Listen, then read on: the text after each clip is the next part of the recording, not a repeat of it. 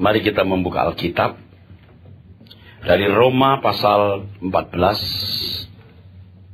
Roma pasal 14 ayat yang ke-12. Roma pasal yang ke-14, saudaraku sekalian. Ayat yang ke-12. Bisa dibacakan? Roma 14 ayat 12.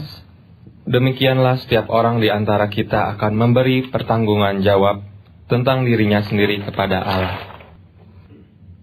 2 Korintus pasal 5 ayat 9 dan ayat yang ke-10. 2 Korintus 5 ayat 9 dan ayat yang ke-10. 2 Korintus 5 ayat 9 dan 10. Sebab itu juga kami berusaha, baik kami diam di dalam tubuh ini, maupun kami diam di luarnya, supaya kami berkenan kepadanya. Sebab kita semua harus menghadap tahta pengadilan Kristus, supaya setiap orang yang memperoleh apa yang patut diterimanya, sesuai dengan yang dilakukannya dalam hidupnya ini, baik ataupun jahat. Saudara sekalian, setiap kita memiliki panggilan dan bertanggung jawab sebagai penggubah diri sendiri. Semua kita dipanggil dan bertanggung jawab sebagai penggubah diri sendiri. Mengubah diri sendiri. Setiap orang akan menciptakan sejarah bagi dirinya sendiri.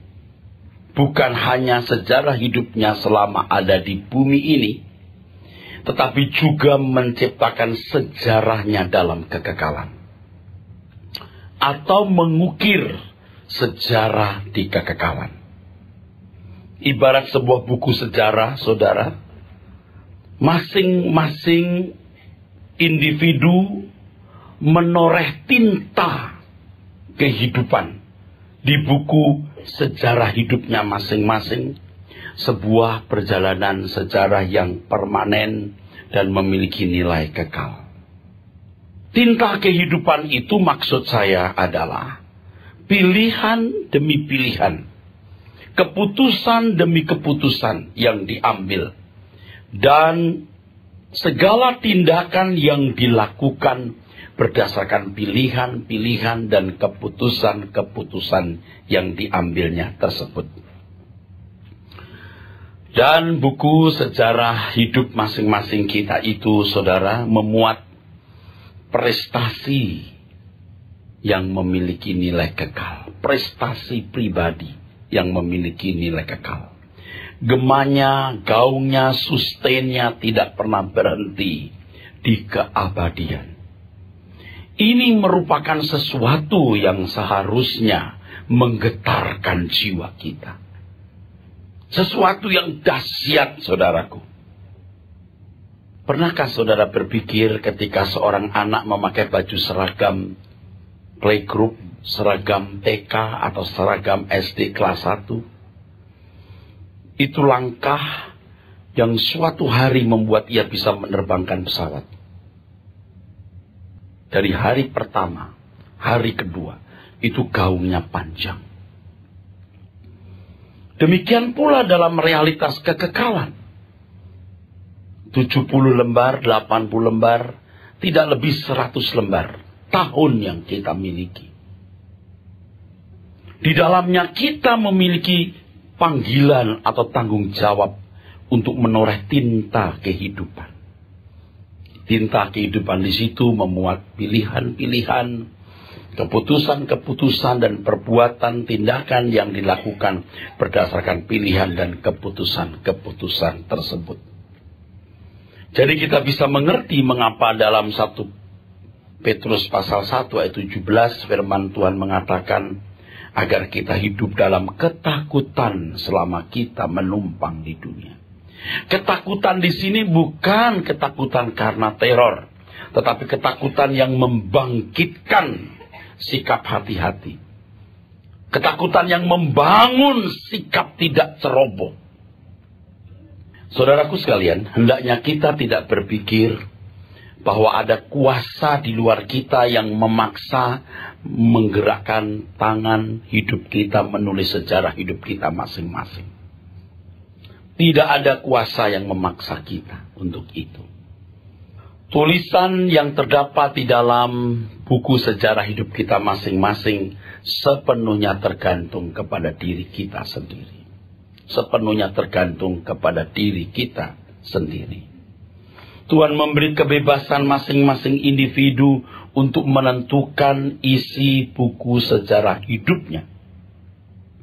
Jika tidak demikian, maka tidak ada realitas ganjaran, penghargaan atau penghukuman, mahkota atau azab. Suatu hari nanti setiap kita dapat membaca buku sejarah hidup kita masing-masing, dan kita akan membuktikan bahwa kita berhak, kita berkuasa sepenuhnya atas isi buku tersebut. Sehingga tidak ada orang yang bisa berdalih bahwa apa yang termuat di dalam buku sejarah hidupnya bukan karena dirinya. Tidak bisa menghindar tanggung jawab bahwa dialah penyebab dari isi buku sejarah hidupnya tersebut.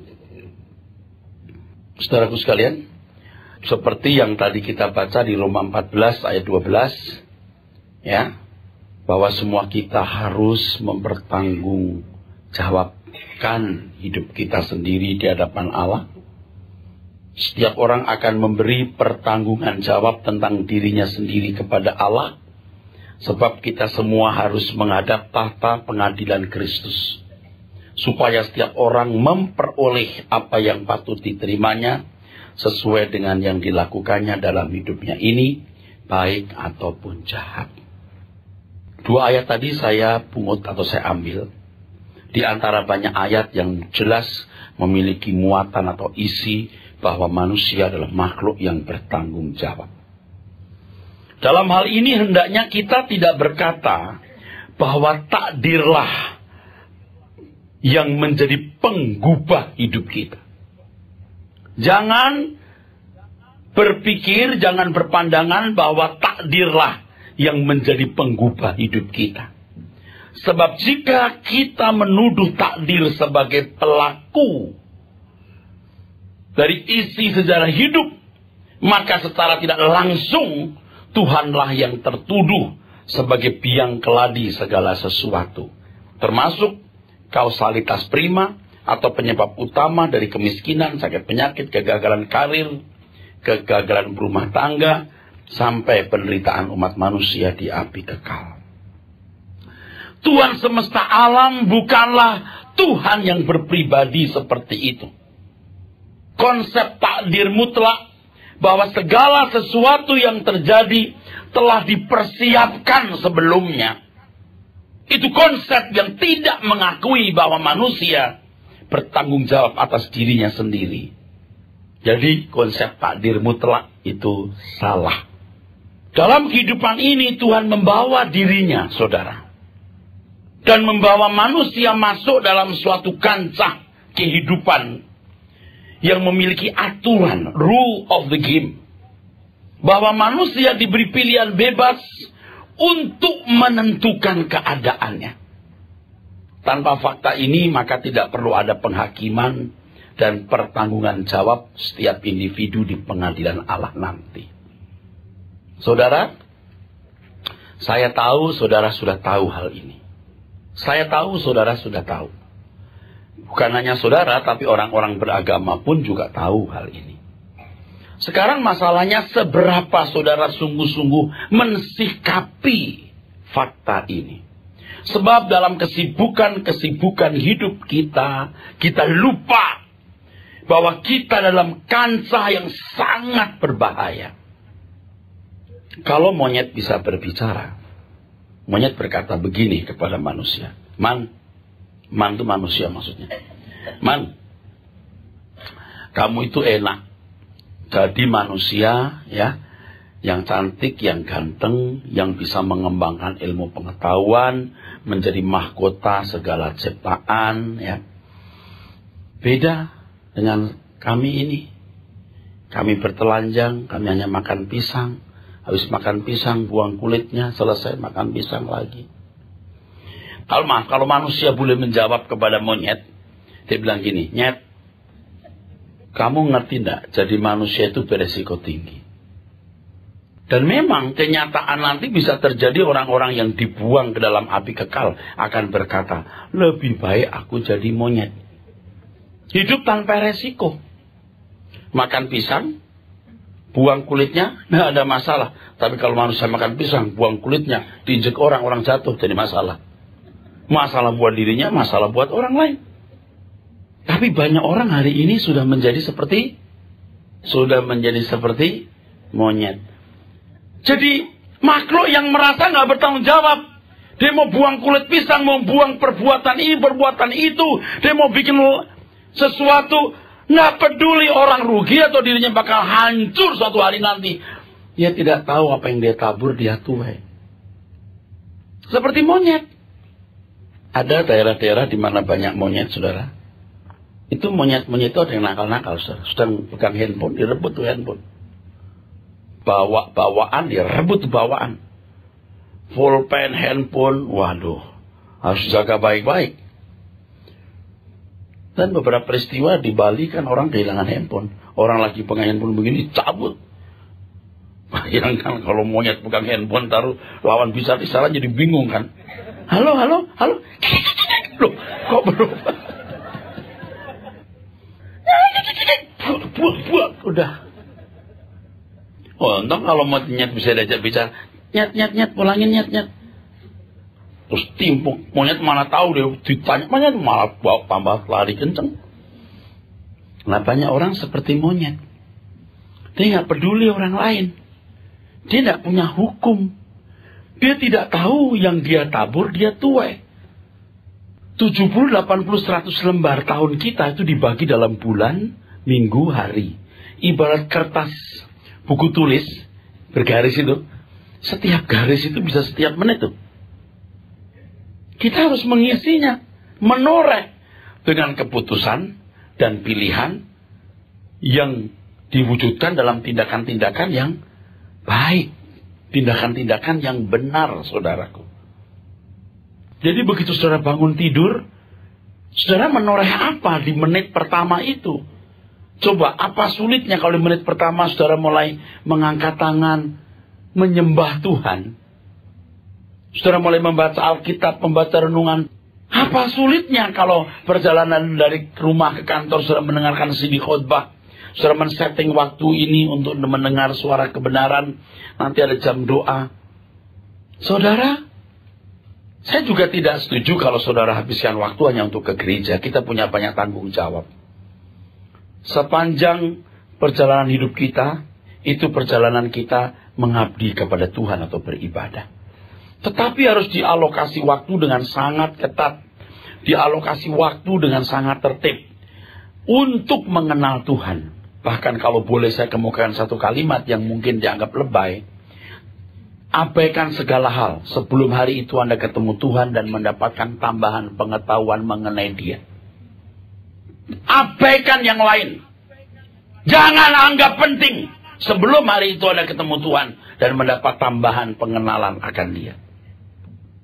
Ya, saudara berkata, ya Pak Eras bicara begitu enak, pendeta khotbah pulang. Saya selain pendeta, saya juga punya usaha. Saya sangat sibuk. Tetapi tidak boleh ada satu hari yang saya lalui tanpa bertemu dengan Bapa di sorga. Tidak boleh ada satu hari yang saya lewati tanpa saya mendapat tambahan pengetahuan akan Allah. Sebab setitik waktu kita di bumi ini, lebih 100 tahun, itu gemanya sustainnya sampai di kekekalan atau di keabadian, Pak. Bodoh sekali kalau kita tidak peduli hal ini. Begitu bangun tidur, angkat tangan kita. Angkat hati kita menyembah. Masuk ruang makan, kita berkata kepada pembantu, siapkan makan, saya mau makan pagi. Kita lihat jas wool kita rusak, saudara. Loh, kenapa ini? Maaf Pak, saya tidak bisa setrika-setrikanya. Oh, yang ini tidak boleh kamu setrika, nak. Ini dibawa ke laundry. Kalau kamu setrika, kamu harus lapisi pakai sapu tangan. Besok lagi tidak boleh. Itu rasanya kita mau bilang gini, hei, ini baju 6 kali gajimu, setengah tahun. Kamu ngerti nggak? Buat apa kita ngomong begitu? Nggak perlu. Besok lagi nggak boleh, nak, ini mahal harganya. Udah, cukup.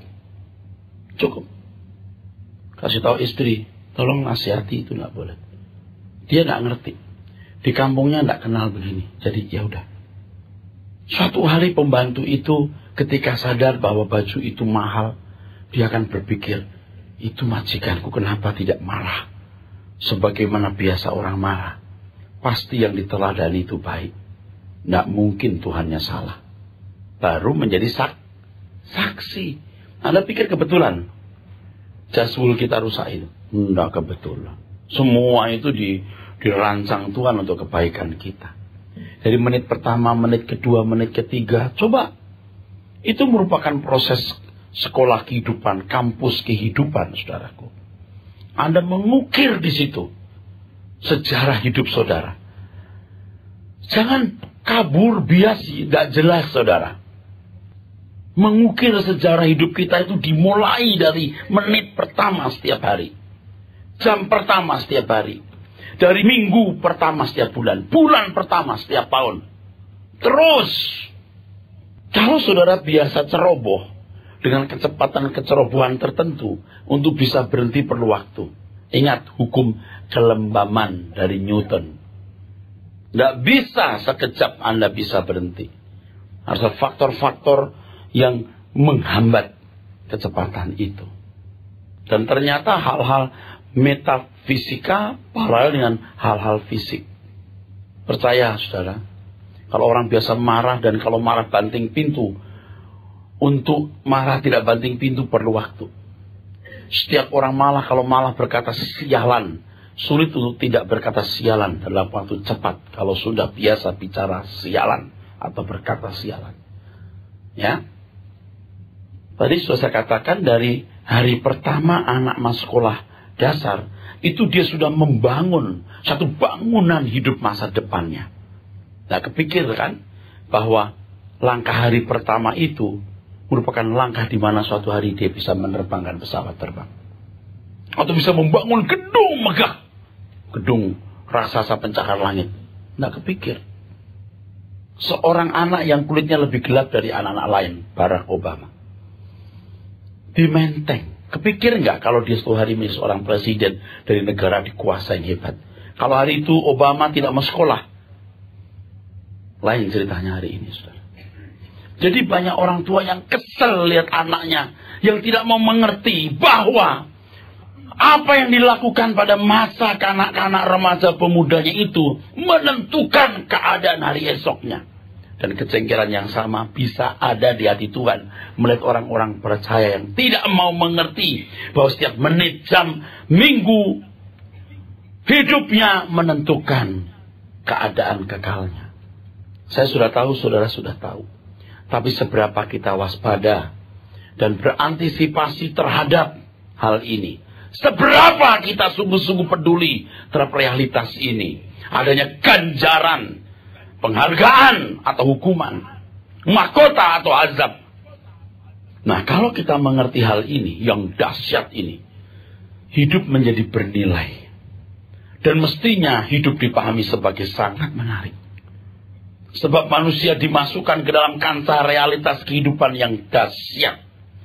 Nah, kata menarik di sini juga harus diartikan dengan benar. Sebab kalau seorang remaja tidak mau sekolah, ya dia bisa bangun jam 10 siang. Ya, lalu dia boleh berbuat apa saja, malamnya bisa main-main, dugem. Menarik juga, menarik buat dia waktu itu. Beda dengan seorang yang sadar bahwa hari esoknya ditentukan langkahnya hari itu. Dia harus bangun pagi, pulang dari sekolah, ada kursus matematik, kursus bahasa Inggris, kursus piano.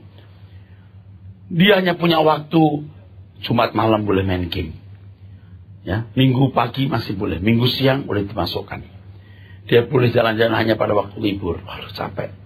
Tapi tidak lama, saudara. Dia akan menuai sesuatu yang indah pada waktunya.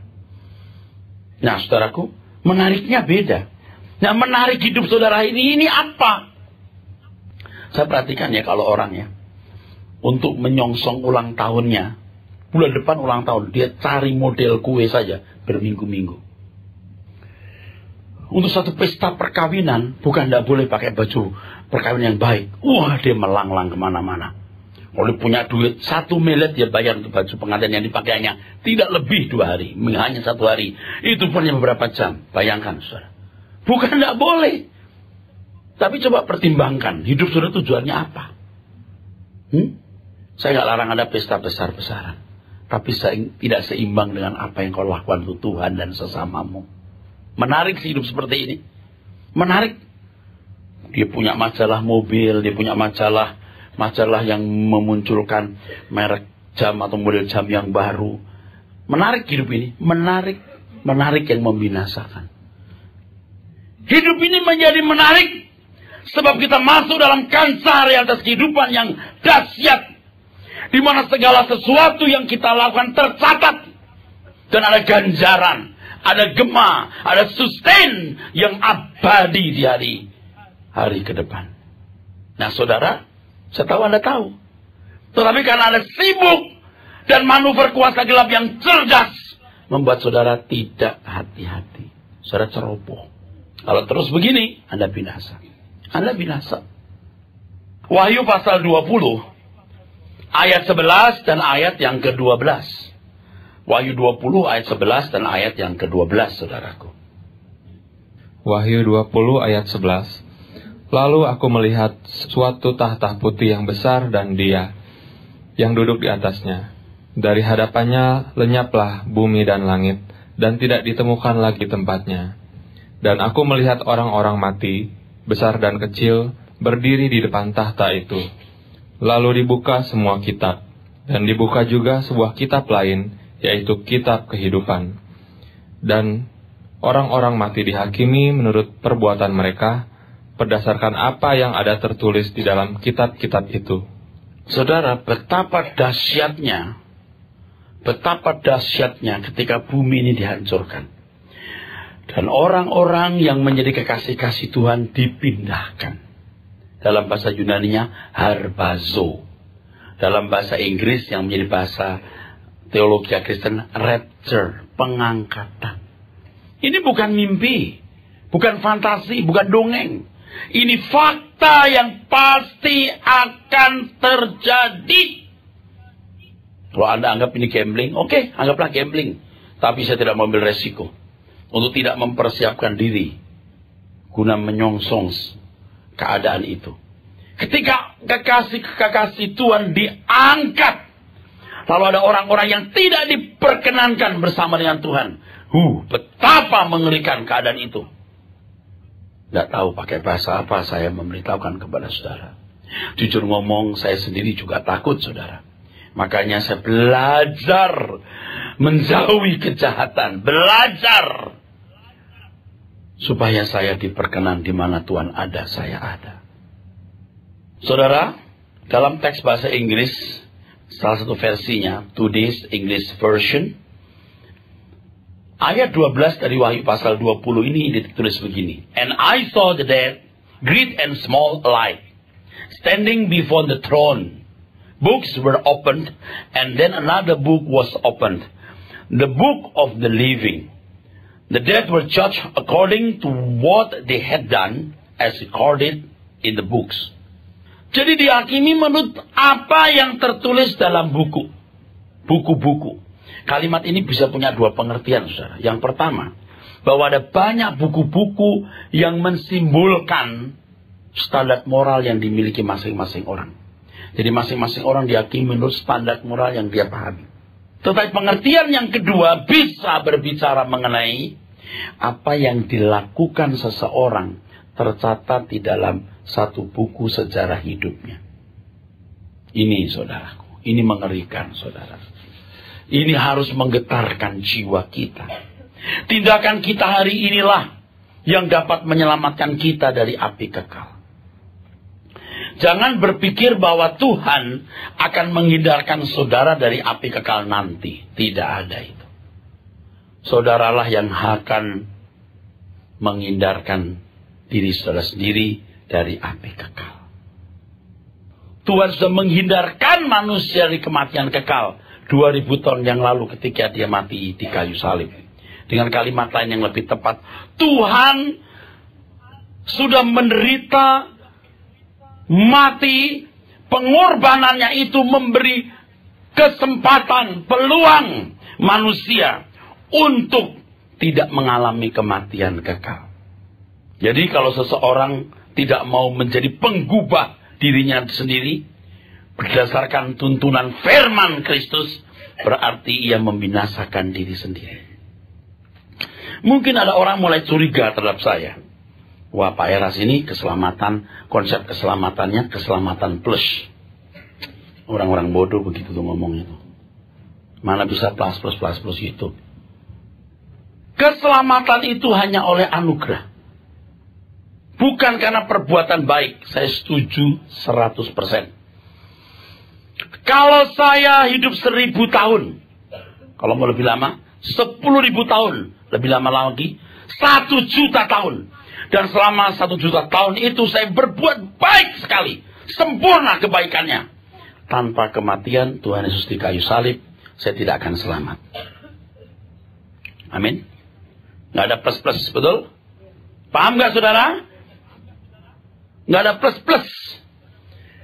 Seandainya saya hidup 1 juta tahun dengan perbuatan yang sangat baik, tanpa kematian Tuhan Yesus di kayu salib, saya binasa. Perbuatan baik saya tidak menyelamatkan. Tanpa salib saya binasa. Nangkep saudara? Keselamatan telah dikerjakan Tuhan Yesus 2000 tahun yang lalu dan sudah selesai. Dan artinya Tuhan memberikan peluang, kesempatan orang terhindar dari api kekal. Sekarang, perhatikan saya. Kalau sekarang saya hidup hari ini, ya di abad 21, abad 20-21, saya harus mengerjakan keselamatan dengan takut dan gentar. Keselamatan ditinjau dari masa lalu, ini Tuhan mati di kayu salib. Tapi keselamatan juga ditinjau dari masa sekarang, present, hari ini. Kalau aku ditebus saudara Tuhan Yesus Kristus, itu berarti aku dimiliki Tuhan. Partikel paling kecil yang aku miliki pun semua belongs to Him, milik Tuhan. Dan kalau dia memiliki aku, bukan sekedar supaya dia bisa melindungi dan memberkati hidupku. Dia mau mengubah hidupku. Dia mau mengubah hidupku. Dia menjadi aitios, pokok keselamatan. Bagi orang yang taat kepadanya. Begitu dalam Ibrani pasal 5, 7-9. Kalau aku ditebus dia, aku diprogram. Aku disetting. Aku direncanakan. Aku dikehendaki untuk menjadi manusia seperti yang dia kehendaki. Dia pokok keselamatan bagi orang yang taat. Yang taat artinya orang yang mau menjadi penggubah bagi dirinya sendiri. Nanti kita akan belajar. Janganlah kamu serupa dengan dunia ini. Berubah oleh pembaruan budimu. Artinya kamulah penggubah dirimu sendiri. Tuhan memberikan kapital. Tuhan memberikan modal. Selanjutnya apakah kita menggunakan kapital atau modal itu? Tergantung masing-masing. Nah nanti di kekekalan sudah nggak ada lagi. Sudah nggak ada lagi Tuhan mau menyelamatkan kita. Tuhan sudah menyelamatkan kita. Sedang mengusahakan supaya kita dikembalikan ke perancangan semula asal kita mau menyambutnya. Nanti di kekekalan, di api kekal, nah udah. Final. Maka tidak ada doa untuk orang mati itu kalau dalam kekristenan tidak ada. Ya Tuhan, aku berdoa opung untuk akung, popoh, kakek, nenek, opa, omaku atau mama yang meninggal supaya kau terima di sisimu. Tidak ada. Itu doa yang salah. Dia menentukan nasibnya sendiri. Saudara bisa mengerti maksudnya? Jadi jangan saudara berkata keselamatan, konsep keselamatan saya, konsep keselamatan plus perbuatan baik. Yuk, nggak ngerti. Nggak sederhana begitu. Tuhan telah menebus manusia dari kutuk dosa. Dia bisa merebut manusia menjadi miliknya. Ya, Tuhan mau merubah manusia menjadi seperti dirinya. Menjadi manusia seperti yang dikehendaki Allah.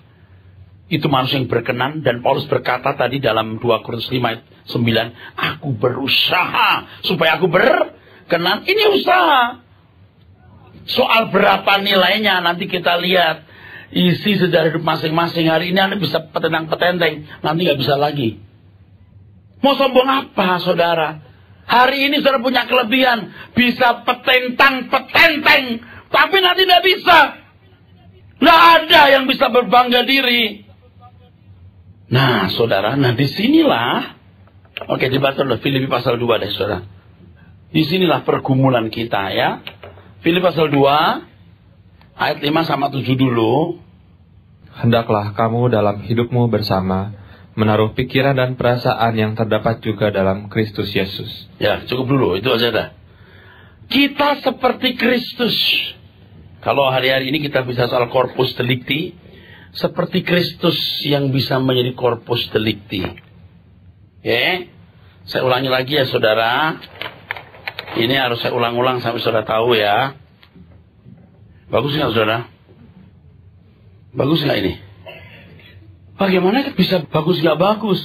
Tidak ada bandingannya. Coba, kalau orang kencing di pinggir jalan salah nggak? Coba, orang kencing di pinggir jalan salah nggak? Kok salah?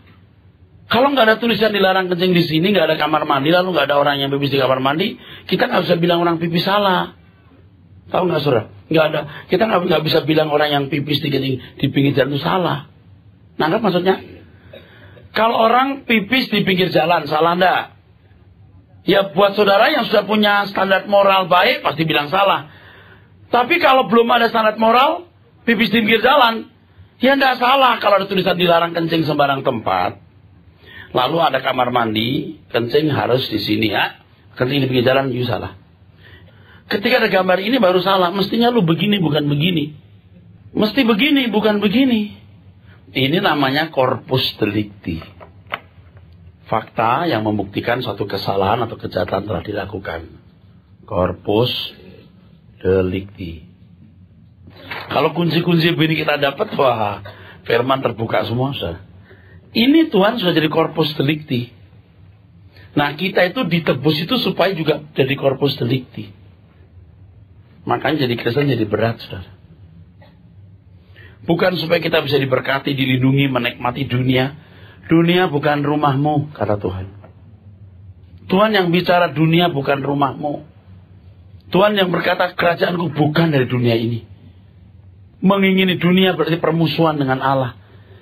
Nah, saudara, lalu ayat 12. Oh, ini luar biasa, 12-13. Jadi ayat 5 tadi, kita harus seperti Kristus, betul? Punya nurani seperti Kristus. Pikiran, perasaan Kristus itu attitude dalam bahasa Inggris. Phroneo dalam bahasa Yunani. Ya, oke. Baca ayat 12. Filipi 2 ayat 12. Ya. Hai saudara-saudaraku yang kekasih, kamu senantiasa taat. Karena itu tetaplah kerjakan keselamatanmu dengan takut dan gentar. Bukan saja seperti waktu aku masih hadir, tetapi terlebih pula sekarang, waktu aku tidak hadir. Kerjakan, jangan karena aku ada. Kerjakan, bukan karena hanya di gereja. Kerjakan setiap tempat. Kerjakan sepanjang waktu. Kerjakan dimanapun kamu berada. Terus ayat berikutnya. Karena Allah lah yang mengerjakan di dalam kamu, baik kemauan maupun pekerjaan, menurut kerelaannya. Nah, ini kan ayat bisa dipelintir, diputar begini. Tuh, Allah juga kan yang ngerjain dalam diri kamu. Makanya semua juga dari Allah. Motifnya pun juga dari Allah, gitu. Kenapa gitu? Kata kerelaan. Tuhan itu Tuhan yang punya integritas. Tuhan yang punya sistem. Tuhan yang memiliki rule. Tuhan yang adil, bro. Saya kasih tahu. Menurut kerelaannya, tidak bisa begini. ABCD, selamat. KLMN, binasa. Rela-rela gua dong. Ini kan benturan dengan ayat sebelumnya. Kamu harus seperti Kristus. Usahakan. Ya toh? Kerjakan.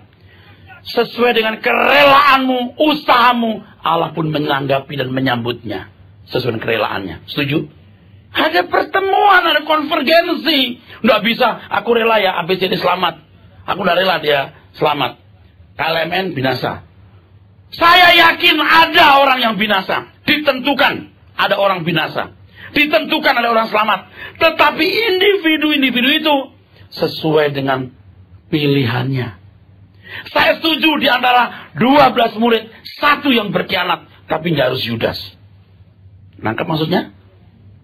Jangan terus kita bablas dalam kebodohan lalu berkata, itu ditentukan si KLMN ya.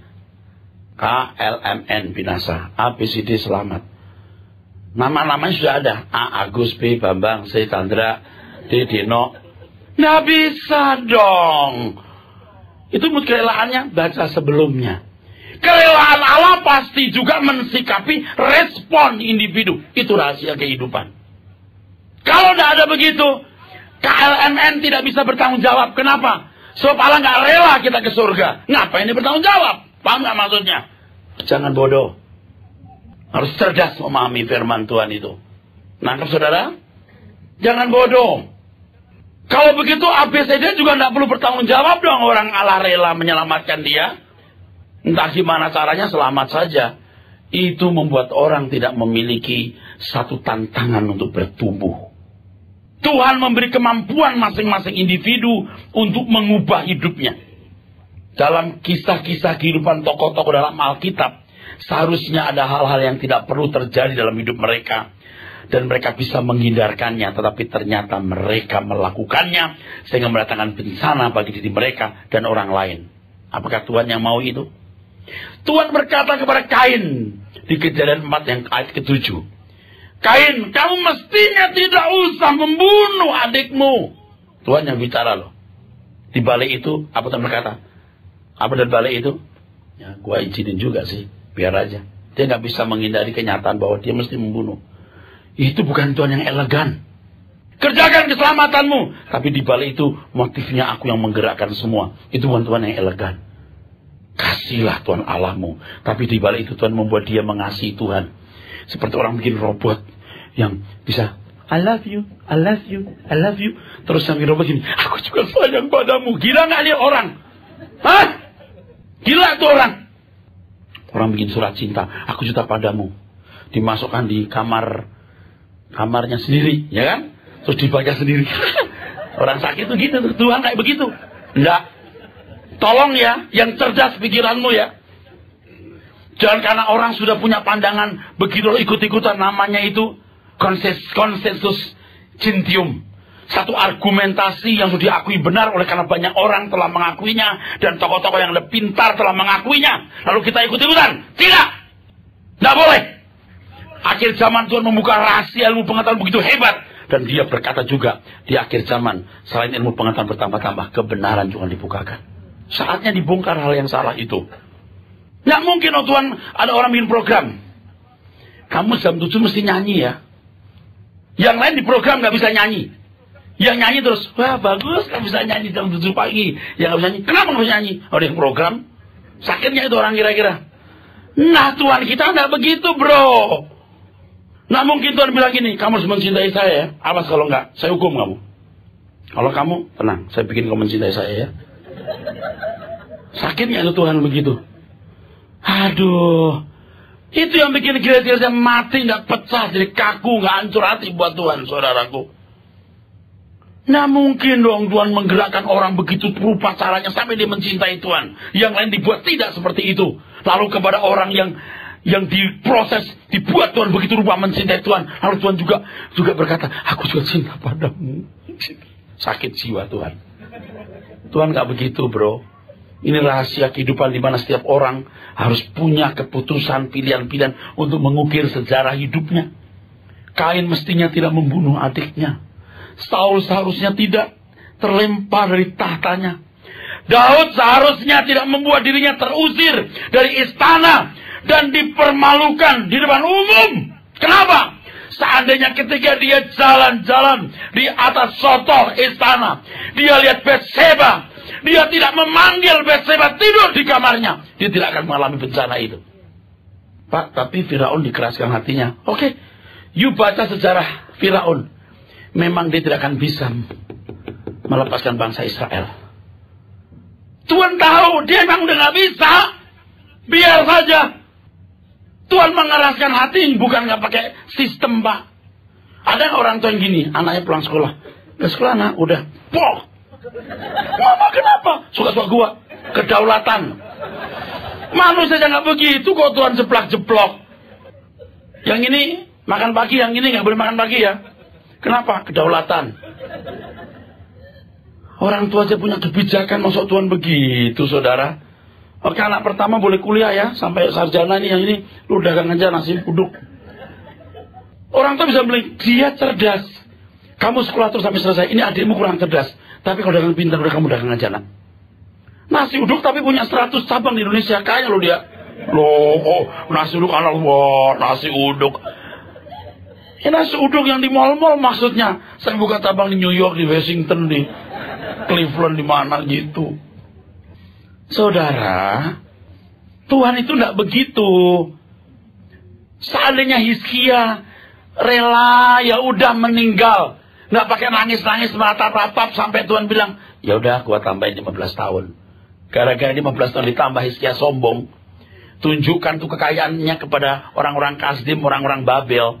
Tuhan marah, kamu sombong.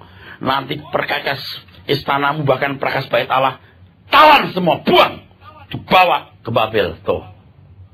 Bahkan saya mau berkata, Yudas seharusnya tidak menjadi pengkhianat. Kita ini penggubah diri kita sendiri. Ya saudara. Seandainya oke, seandainya yakin Tuhan menggerakkan orang, oke. Tapi yang saya tahu hari ini, aku harus menggerakkan diriku. Aman gak saudara? Aman. Nah ini yang buat orang bilang gini, Tuhan perpeka telingaku untuk mendengar suaramu, untuk peka terhadap kehendakmu. Kalau mau peka bro, you belajar Alkitab, you bersih hidup, pasti peka dengan sendirinya. Nggak bisa, jering, aku peka sekarang. Itu aduh ilah, itu sulapan. Semua lewat proses, saudaraku. Oke, kita baca di dalam Roma 12 ayat yang kedua. Saudara tahu kadang-kadang saya suka emosi begini nih. Kenapa? Saya sedih lihat khotbah-khotbah ngawur, tidak membawa orang kepada keselamatan, saudara. Jadi, waduh. Bukan saya mengatakan saya paling baik, saya sudah benar. Saya juga belum baik, belum benar di mata Allah. Artinya belum sempurna, tapi saya belajar sempurna. Tapi yang saya katakan ini benar-benar benar, percaya. Argumentasi Alkitabnya jelas kok. Oke, baca. Roma 12 ayat 2. Roma 12 ayat 2. Ya. Janganlah kamu menjadi serupa dengan dunia ini. Janganlah kamu menjadi serupa dengan dunia ini. Artinya kita yang mengusahakan tidak sama dengan dunia. So clear. Jelas itu bro. Terus.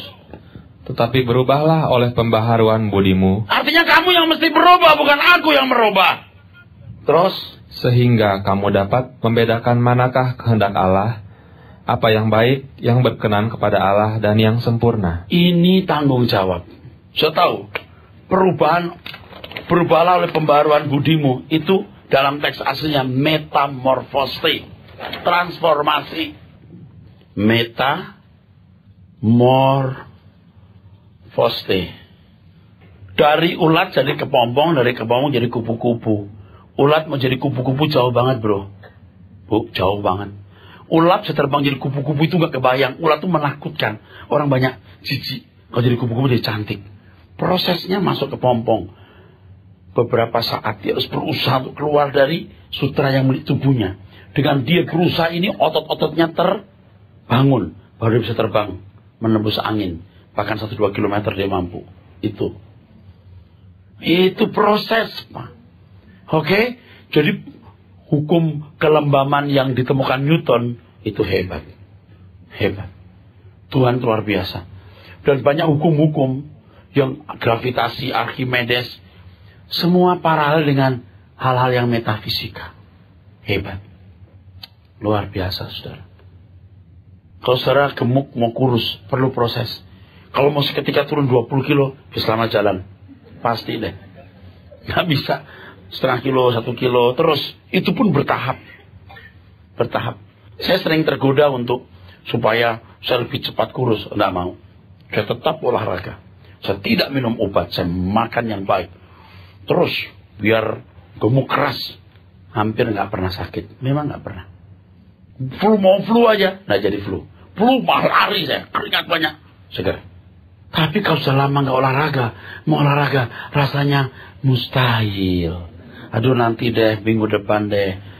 Tapi kalau sudah mulai biasa Pak, biar di luar kota, cuma 1 hari 1 malam atau 2 hari, Tetap nenteng sepatu olahraga saya. Sampai di hotel, sore khotbah, jam 2, jam 1 sampai di hotel. Saya tanya, ada fitness? Ada Pak. Nggak ada, saya lari.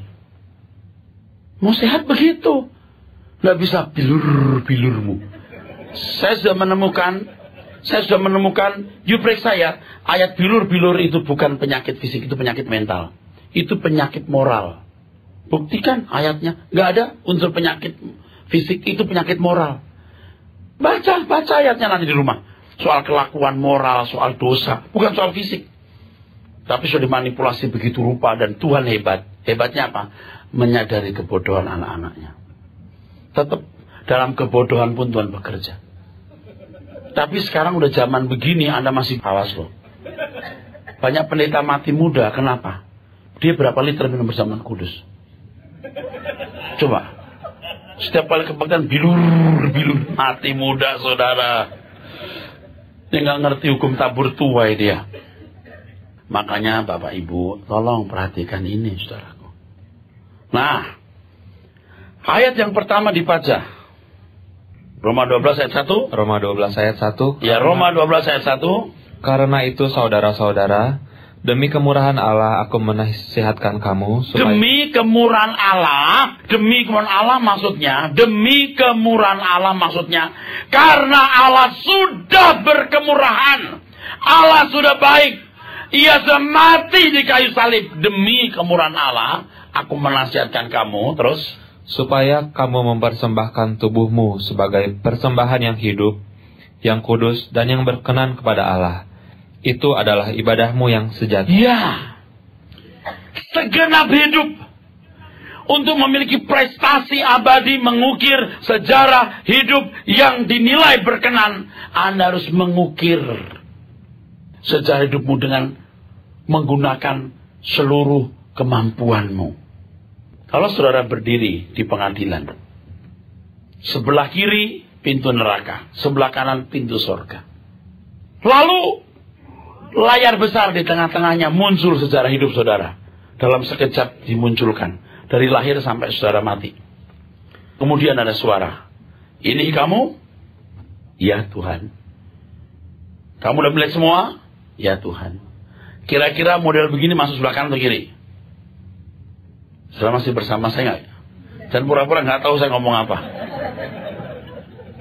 Sekarang saudara bisa melihat sejarah hidup saudara hari ini. Bisa. Coba saya diingat-ingat. Saudara punya sejarah hidup, kelakuan, kebiasaan hidup saudara hari-hari ini, tahun-tahun belakangan ini, 10 tahun belakangan ini, 20 tahun belakangan ini. Kira-kira dengan guratan tinta kehidupan seperti ini, pantasnya saudara kemana? Pak, Tuhan masih beri kesempatan pemutihan, Pak. Enak dong dibutuhkan, disucikan. Begitu Anda diputihkan, you harus menghargai pemutihan itu. Artinya saudara tidak boleh mengulangi dosa yang sama. Saudara harus belajar hidup suci. Kita harus belajar, saudara. Watak saya bukan watak yang bagus. Karakter saya bukan karakter yang baik. Tapi saya mau setia. Saya mau belajar setia, mau belajar berubah. Dan saya mengajak saudara untuk berubah. Kalau kita bergereja, menjadi orang Kristen maksudnya apa sih? Untuk apa sih? Satu, Anda jadi corpus delicti. Seperti Tuhan Yesus. Ini loh yang Allah kehendaki, iblis salah. Ini loh yang Tuhan mau. Ini perlu perjuangan yang menggunakan seluruh potensi hidup kita. Selamat berjuang. Amin.